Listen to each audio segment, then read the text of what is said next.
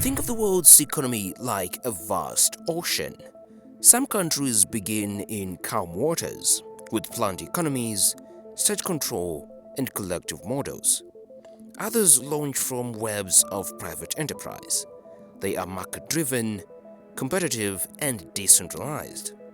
Regardless of where they start, almost every nation ends up drifting toward capitalism. But why does that happen? Today, I'm breaking it down, from incentives to innovation, from political pressure to human nature. Let's dive in. First, a quick map of economic systems.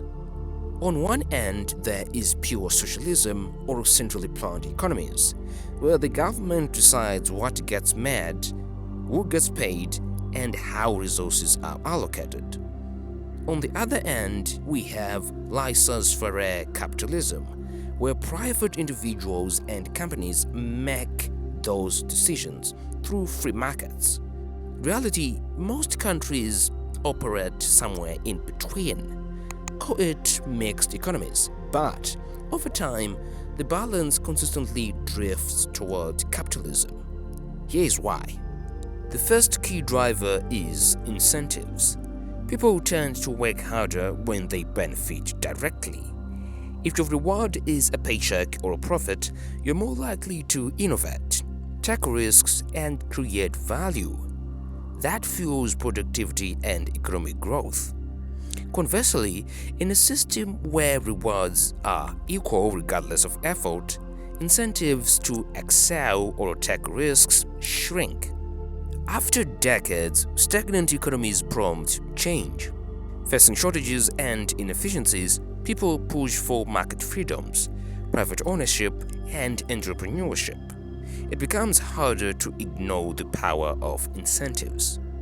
Next up is innovation. It's not just a buzzword.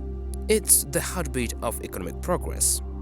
Private companies compete to build new tech, better services, and fresher ideas. That competition creates breakthroughs. Think smartphones, renewable energy, and online platforms. Central planners struggle here. Without profit motivation or a competition, innovation slows. Citizens crave better products.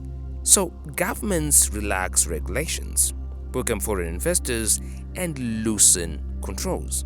Even the most rigid economies eventually respond, letting innovation breathe. Then there is information flow.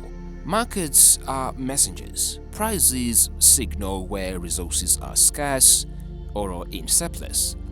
They are instant feedback. Planners working with limited data lag behind. They misallocate resources and misjudge demand. Over time, that creates bottlenecks, queues, and frustration. As economies open up, markets send clearer signals. That efficiency pulls countries toward capitalist systems.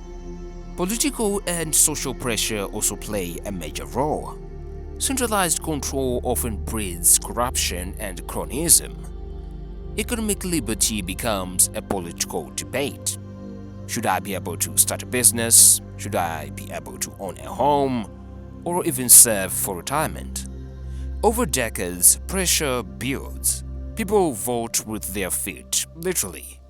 They migrate to freer markets in search of opportunity. That brain drain and capital flight destabilize planned economies.